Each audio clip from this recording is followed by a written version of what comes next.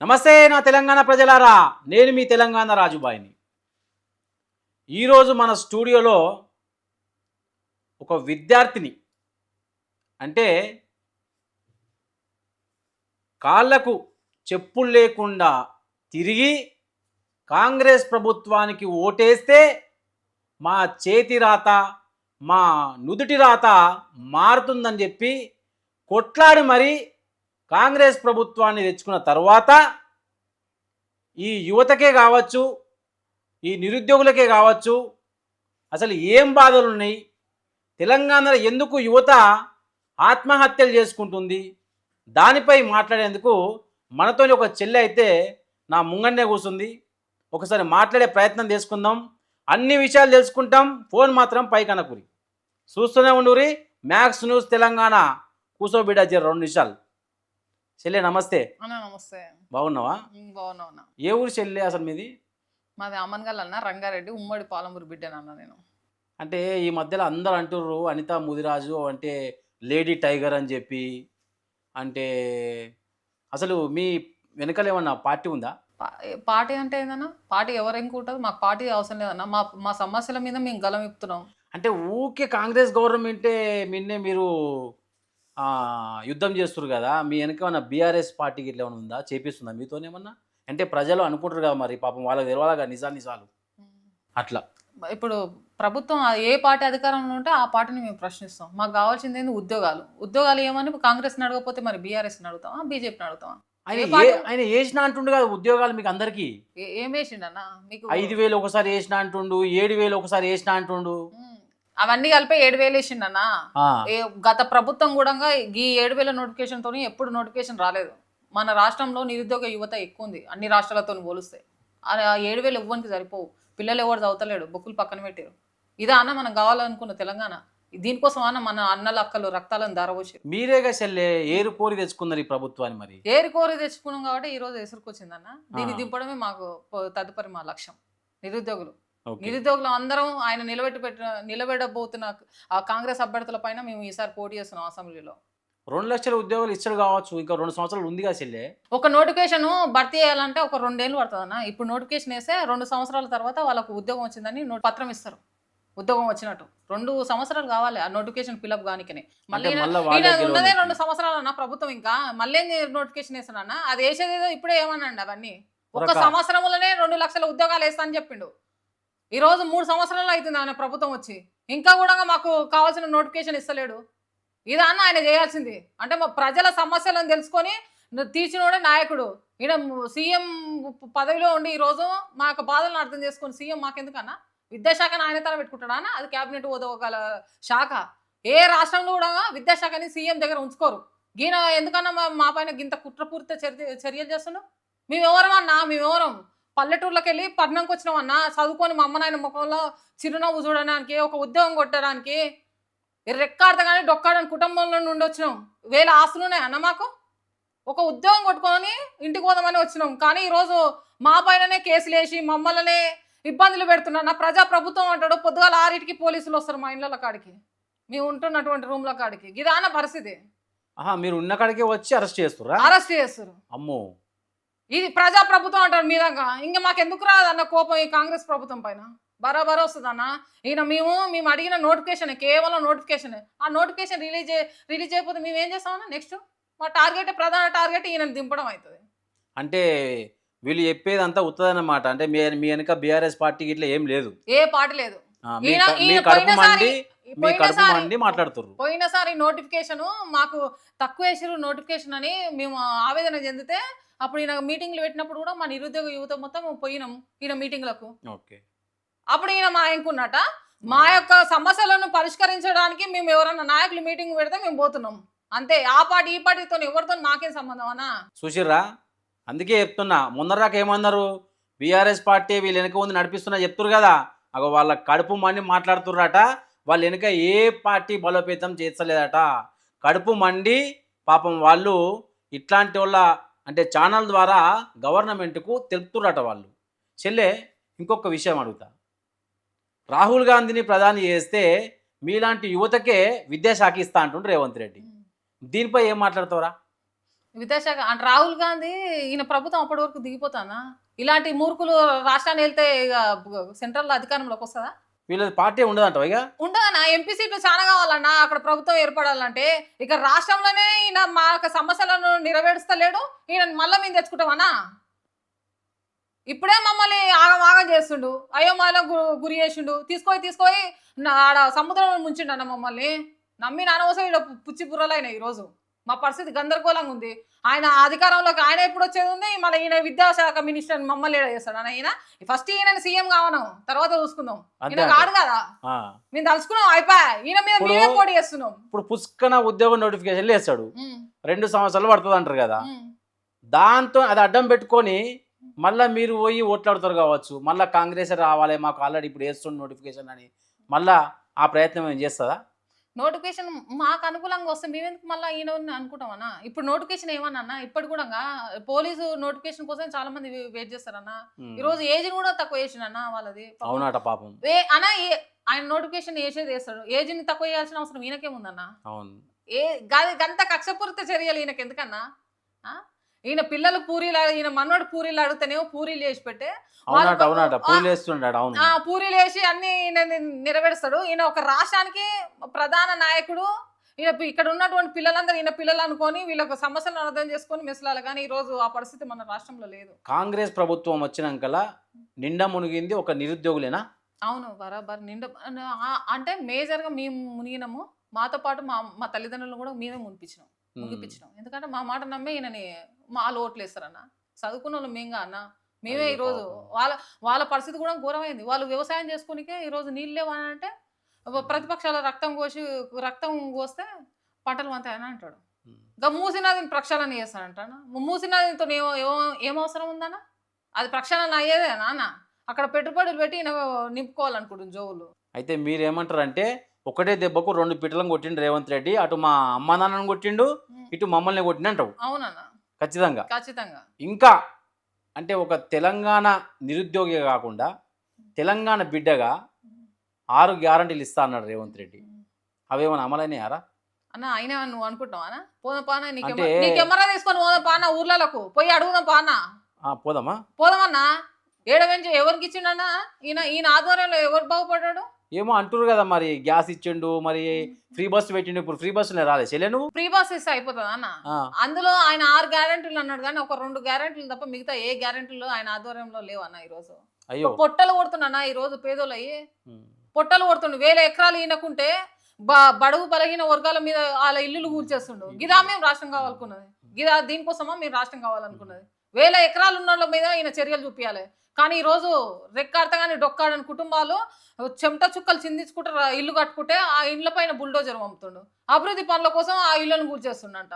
వీళ్ళే అనుమతి ఇస్తారు, వీళ్ళే ఇల్లులను కూడా కొడతారు అన్న. వీళ్ళకి ఎవడిచ్చిండన్న అధికారం? ఆడొక పవర్ సిస్టమ్ కూడా వేయాలంటే వీళ్ళ అనుమతి ఉండాలన్నా. ఆయన సీఎం కదా, ఇంకా ఆయనకి ఎవరు అధికారం ఇవ్వాలి? ఆయన సీఎం అయితే ప్రజలేని సీఎం ఎక్కడన్నా? ప్రజలే ప్రభుత్వం అన్నా, ప్రజలే నిర్వహిస్తారు, నిశ్చయిస్తారన్న. వాళ్ళ ప్రభుత్వం ఆడు ఉండాల, మనిషి పోవాలనేది. ఈయన ఎందుకు ఇంత విరవీగుతున్నా? మీలే నేను ఉంటాడా అన్న? నెక్స్ట్ మా టార్గెట్ ఈయన అన్న. అయిపోయింది అంతే. అంటే ఈయన గెలిపిస్తారా? గెలిపించుడు కాదన్న, ఈయన మొత్తం ఈయన ఈ పార్టీనే సమాజ్ చేయడం. కాంగ్రెస్ పార్టీని సమాజ్ చేస్తుంది అనిత ముదిరాజ్. అంతే అన్న. అనిత ముదిరాజ్ కాదు, అనిత ముదిరాజ్ లాంటి నిరుద్యోగ యువత మొత్తం. ఓకే, ఎవరైతే నిన్న మునిగిరో నిరుద్యోగులు అంతా కలిసి కాళ్ళకు మళ్ళా చెప్పులరగా తిరిగి కాంగ్రెస్ కోటేద్దని చెప్తారు. తిరుగుడు కాదు, మేమే నిలబడుతున్నాం వాళ్ళ పైన, ఆ అభ్యర్థుల పైన. ఓహో, ఈసారి రేవంత్ రెడ్డి మీద గట్టి పోటీ మీరే, ఇక మాదే పోటీ. మరి ఉద్యోగాలు వేసి చిన్న ఉద్యోగం కొట్టుకొని ఇంటికి పోదాం అనుకుంటే మరి ఉద్యోగాలు వేపాయా? మా మీద 4-5 కేసులు పెట్టే, ఇంకా ఉద్యోగం కొట్టుకునే అవకాశం ఏడుంటదనా? ఉద్యోగాలు చేసే కంటే రాజకీయాలకు వచ్చిందని బెటర్ అనుకుంటున్నారు. 100%. హైడ్రా అయితే నిజంగా ఘోరం అంటావారా? 100% ఘోరమే కదన్న. అభివృద్ధి చేయడానికి గాలిలో ఉన్నాయా ఆయనకు? ఏముందన్న, ఈ రోజు రాష్ట్రాన్ని మొత్తం కార్పొరేట్ సంస్థలకు అమ్మేసిండు. ఈ రోజు విద్యా వ్యవస్థ కూడా చాలా అధ్వానంగా ఉంది మన రాష్ట్రంలో. ఒక రూరల్ ఏరియాలలో ఎడ్యుకేషన్ సిస్టమ్ చాలా ఘోరంగా ఉన్నాయి. అక్కడ మౌలిక వసతులు సరిగా లేవు, ఒక బాత్రూమ్ సరిగా లేదు, డ్రింకింగ్ వాటర్ సరిగా లేదు, భవనాలు కూడా శిథిల వ్యవస్థలో ఉన్నాయి. అలాంటి సిస్టమ్ని మార్చాలి, మంచిగా. ఈరోజు యంగ్ ఇండియా కిట్ అంటారు గలాంటి కిట్లు అవసరమన్నా ఫీజు రియంబర్స్మెంట్ విడుదల చేయమన్నా ఫస్ట్ అవునట పాపం. ఆ ఫీజు రియంబర్స్మెంట్ లేక పిల్లలు అక్కడ సర్టిఫికెట్లు బీటెక్ వాళ్ళు ఆ సర్టిఫికెట్లు తెచ్చుకోక ఈరోజు ఉద్యోగానికి దూరం అవుతారు అన్న వాళ్ళు వాళ్ళ పరిస్థితిని అర్థం చేసుకోవాలి ఫస్ట్. సరే, నువ్వు చిన్నప్పుడు చదివిన కన్నా ఇవి ఉన్నాయి కదా స్కూల్, గవర్నమెంట్ స్కూళ్ళు, గురుకులాలు, వాటిలో బాగా ఆ విషం అన్నమాట, పాపం విషం ఆ పురుగులు అన్నమాట, దాని గురించి ఏమైనా మాట్లాడతావు చెల్లి ఈ కాంగ్రెస్ ప్రభుత్వంలో?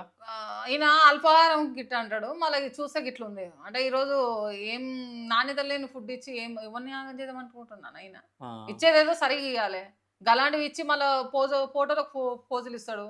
మన కార్పొరేట్ వాళ్ళు విద్యా సంస్థల వాళ్ళు పోతే అక్కడ పోయి వాళ్ళకు ఫుడ్ పెడతాడు, వాళ్ళతో మాట్లాడతాడు. ఇది కాదుగా అన్న మనం. సరే, ఒక నిరుద్యోగ యువతిగా ఈ కాంగ్రెస్ ప్రభుత్వానికి నువ్వు ఏం చెప్పదనుకున్నావు? గట్టిగా చెప్పరావు సరే. ఏం చెప్పదలుచుకున్నామన్నా అంటే మేము నమ్మినామన్నా, మమ్మల్ని ఈ రోజు మా యొక్క ఆవేదనను పట్టించుకోకుండా మళ్ళీ అదే పోకడ పోయిండన్న, ఈయనను దింపడమే మా ప్రధాన టార్గెట్ అన్న. అంతే. ఈరోజు ఉద్యోగాలు లేకున్నా సరే అన్న, ఈరోజు ఒక ఆడపిల్లగా ఈరోజు నా పైన కేసులు పెట్టడం ఏందన్న, పొద్దుగాల నా ఇంటికి పోలీసులను పిలిచడం ఏందన్న, తీసుకొని ఆడ పోలీస్ స్టేషన్లో పెడతారు పొద్దున్న దాకా. గిదానా ఒక ఆడపిల్లని చూసుకునే బాధ్యత అయినా. ఈయన పెద్దన్న అంటాడు, మీ ఇంట్లో పెద్దన్న నేను అని అంటాడు.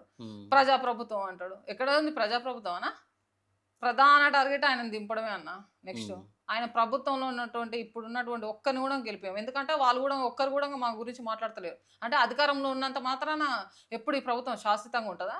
ప్రజల మద్దతు ఉండాలి. ఎమ్మెల్యేలకు కూడా, ఎవరికైనా మంత్రులకు కూడా ప్రజల మద్దతు ఉండాలి. ఆ ప్రజల బిడ్డలమైన మా ఆవేదన ఒక్కడు కూడా, ఏ మంత్రి ఏ ఎమ్మెల్యే కూడా మమ్మల్ని నడుచుకుంటలేడు. వాళ్ళు ఎందుకు మాకు? వాళ్ళకు కూడా అధ్వానమైన స్థితి వస్తుంది రాబోయే రోజులలో. ఖచ్చితంగా వస్తుంది వాళ్ళకు. అంటే కాంగ్రెస్ పార్టీ ఒక పదవి ఇవ్వగానే అయిపోతుంది అన్న. ప్రజా జీవితం చూసుకోవాలి, ప్రజా సమస్యలను అర్థం చేసుకోవాలి ఒక నాయకుడు. మా గురించి ఎవడన్నా మాట్లాడుతున్నా అన్న, వాళ్ళని గెలిపేయడానికి ఎంత కష్టపడ్డాం, ఎమ్మెల్యేని, ఎమ్మెల్సీలని, మంత్రులని, ఆ బల్మూరు వెంకట్ని, వాళ్ళందరినీ. ఈరోజు ఒక పదవి చూసుకొని మా దిక్కే మాట్లాడతలేరు. అలాంటి వాళ్ళని మళ్ళీ మేము గెలిపిస్తామా? బల్మూరి వెంకట్ మళ్ళీ ఎప్పుడన్నా వచ్చినారా మీ ఓయుకు? ఆయనకు వచ్చేంత దమ్ముందా అన్న? వచ్చేంత దమ్ముందా? మా మీదనే ఆయన మా నిరుద్యోగుల పక్షాన ఉంటా మీకు చేస్తా అన్నట్టుగా మా నుండి ఫేమస్ అయ్యి ఈ రోజు ఒక ఎమ్మెల్సీ పదవిని కొట్టిండు ఆయన. ఇప్పుడు మరి ఆయనకు వచ్చిందిగా, ఖద్దరు వచ్చింది, ఖద్దరు బట్టలు వేసుకున్నాడు, మంచిగా ఉంటుండు. ఆయన చూసుకుంటూ ఆయన లైఫ్ సెట్ చేసుకుంటూ ఇప్పుడు మాతో చర్చలే జరుపుతలేడు ఆయన. కథం నిరుద్యోగుల పక్షాన ఆయనకు ఎమ్మెల్సీ ఇచ్చారు, మా నుండి కొట్లాడిండని. ఆయనకు ఒక పదవి వచ్చింది కానీ మాకు ఎంప్లాయ్మెంట్ కలిపేయడానికి ఒక్క చర్య కూడా జరుపుతలేడు మాతో. పొద్దున్న లేస్తే ఓయిల్నే ఉంటా అంటుండు మళ్ళీ ఆయన. అవునా అన్న? తీసుకొని ఒక నీ కెమెరా తీసుకొని ఆయన కూడా తీసుకుంటా అన్న. ఉంటే ఆయనకు అంత దమ్ము ఉంటే తీసుకుంటా, మాట్లాడతాం మేము ఆయనతో. ఎప్పుడు వచ్చిండో బల్మూరి వెంకట్ నాకు ఇప్పుడు ఇట్లా కూర్చున్నాడు అనుకో, ఏమడతావు చెప్పండి? ఏమడతావు అంటే నువ్వు ఫస్ట్ రిజైన్ చేయి, మా నుండి నువ్వు జాబ్కి ఎక్కినావు, ఈ రోజు మాతో మాట్లాడతలేవు అని అంట. అంతే. అంటే మీరు కాబట్టి ఆయనకు ఇప్పుడు అంతే అన్న. మరి ఈ రోజు మేమే ఆ కాంగ్రెస్ ప్రభుత్వం రావడానికి ప్రధాన కారకులు మేము. ఇది మాత్రం 100% మేమే కారణం. అలాంటిది ఈ రోజు మా పేరు మీద వాళ్ళు అధికార రాజభోగాలు అలావైనాయి, ఈ రోజు కష్టాలు మాదైనాయి ఈ రాష్ట్రంలో. నిరుద్యోగుల బాధలు చూస్తే నిజంగా చెల్లి మస్తు బాధ అనిపిస్తుంది నాకు కూడా. కానీ నేనేం చేస్తే చెప్పు, ఏలో మీరు మస్తు చేస్తారన్న. ఇప్పుడు మీ యొక్క స్టూడియో ద్వారా సమాజం వింటది మా యొక్క బాధలని. అంటే నేను కూడా తెలంగాణ రాజుబాయిగా పాటలు స్టార్ట్ చేసి చెల్లి. నెక్స్ట్ మీరే అన్న కాంగ్రెస్ ని దింపేది కూడా మీరే అవుతారు అన్న. మనము ఏంటంటే నిజాన్ని నిర్భయంగా ప్రజల్లోకి తీసుకెళ్తుంది మా మ్యాక్స్ న్యూస్. అట్లాంటి వాళ్ళనే మేము ఇంటర్వ్యూ చేస్తాం. అనితా ముదిరాజ్ అంటే పాపం ఎప్పుడైనా నిజం మిన్నే ఉంటుంది, అందుకే మిమ్మల్ని పిలిచింది, మిమ్మల్ని ఇంటర్వ్యూ చేసేది. సో లాస్ట్ ఒక క్వశ్చన్ చెల్లె, తెలంగాణ రాష్ట్రంలో కాంగ్రెస్ ప్రభుత్వం ఒకవేళ మీరు అన్నట్టుగానే గద్దె దిగిపోతే ఏ ప్రభుత్వం రావాలని మీ నిరుద్యోగులే కావచ్చు ఏ పార్టీ గురించి కోరుకుంటారు? మళ్ళా మాకు పార్టీలతో ఇప్పుడు మేము ఏ పార్టీ అని మేము ఆలోచిస్తలేమన్నా. మేమే పోటీ చేస్తామని చెప్తున్నాం. పార్టీ ఆ పార్టీ వస్తుందా ఈ పార్టీ వస్తుందా అని మేమేమి చెప్పలేము. మేము ఎందుకు చెప్తామన్నా? మేము పార్టీలో నుండి పని చేస్తున్నాం అన్న.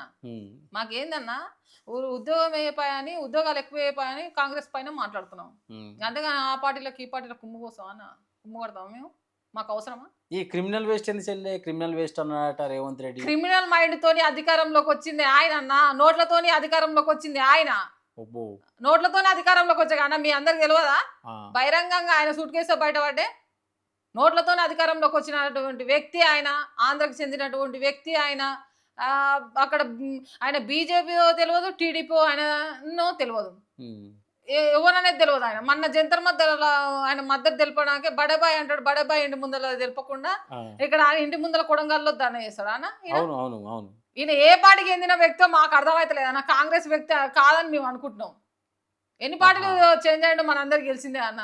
ఇప్పుడు మళ్ళా అంటే వీళ్ళు ప్రజలు గుసగుసలాడుతుర్రు. ఉమ్, సైకిల్ కాంగ్రెస్ ఉందట, ఒరిజినల్ కాంగ్రెస్ ఉందట, ఉమ్, అసలు కాంగ్రెస్ ఉందట. వాళ్ళ దాంట్లోనే కొట్టుకొని చేస్తారు అన్న వాళ్ళు. ఆ, అంటే మీకేం చేస్తారని చెప్పా. వీళ్ళు ఉన్నదే దేశంలోనే 4 ముఖ్యమంత్రులు అబ్బో. తిప్పి కొడతారు అంతే ఉర్రు. ఆ, అలాంటి ఈ పక్క రాష్ట్రంలో కూడా సీఎం ని పక్క జరిపి ఒక బలహీన వర్గానికి చెందినట్టు సిద్ధరామయ్యని పక్క జరిపి కూడా ఒక డీకే శివకుమార్కి ఇచ్చిరానా. ఓకే. వీళ్ళ దాంట్లోనే ఒక ఐకమత్యం ఉండదు ఒక కాంగ్రెస్ ప్రభుత్వం అంటేనే. వీళ్ళకే సక్కలేదు, మాకేం చేస్తారని చెప్పి 100% ఏం అంటారు. చేయలేరు, ఏం చేయలేరు. ఇది ఒక జాతీయ పార్టీ, ఈ జాతీయ పార్టీకి మన తెలంగాణలో ఉండే అవకాశమే లేదు. ఉమ్, ప్రాంతీయ సమస్యల పైన ప్రాంతం కోసం కొట్లాడిన పార్టీ అవసరమా? ఇది ఒక జాతీయ పార్టీ. ఉమ్, తెలంగాణ ఉద్యమంలో వేల మంది రక్తాలను తీసుకుంది అన్న కాంగ్రెస్ పార్టీ, అవును వేల మంది తీసుకుంది. అవును ఈ జాతీయ పార్టీ మన రాష్ట్రంలో ఉండడానికి అవసరం లేదు. సమస్యలను అర్థం చేసుకునే పార్టీ మనకేం అవసరం అన్న? రైట్. మళ్ళీ పుట్టుకొస్తాయన్న ప్రాంతీయ పార్టీలు, గుర్తుపెట్టుకోండి ఈ మాట. సరే, తెలంగాణ ముద్దు బిడ్డగా, సరే నిరుద్యోగులకు పాపం అన్యాయం జరిగింది, సో తర్వాత చూద్దాం. కానీ తెలంగాణ ఒక ముద్దు బిడ్డగా ఇప్పుడున్న కాంగ్రెస్ ప్రభుత్వానికి 2 మాటలు చెప్పు చెల్లి. అసలు అన్న అయిపోయింది అన్న, చెప్పేది ఏం లేదన్న. వాళ్ళు చెప్తే వింటలేరన్న. ఉమ్, మేము అన్నా అని మంచిగా చెప్పినాం అన్న, మాకు గాలి మీద కక్ష లేదు, మేము చిన్న చదువుకొని ఉద్యోగం కొట్టుకొని పోతామని చిన్న మంచిగా చెప్పినాం. ఇంకేం చెప్తామని చెప్పి ఆశకున్నాం అన్న. మేము చెప్పనీకి ఏం లేదు, ఇక చేసుడే డైరెక్ట్ గద్దె దింపుడే, యాక్షన్ కి రియాక్షన్. ఆయన యాక్షన్ ఇచ్చిండు, మేము రియాక్షన్ చేస్తాం. గద్దె దింపుడే అంతే. టార్గెట్. అంతే టార్గెట్, నిరుద్యోగుల టార్గెట్ రేవంత్ రెడ్డిని గద్దె దింపడం. అంతే. రైట్. అంతే. చూసిర్రా మా తెలంగాణ ప్రజలారా, చెల్లె ఏమంటుందో. మామూలుగా ఉండదు చెల్లెతో ఇంటర్వ్యూ. జర్రా ఫోన్ పైకి కిందికి అనకుండా ఇంటర్వ్యూ మొత్తం వినురి.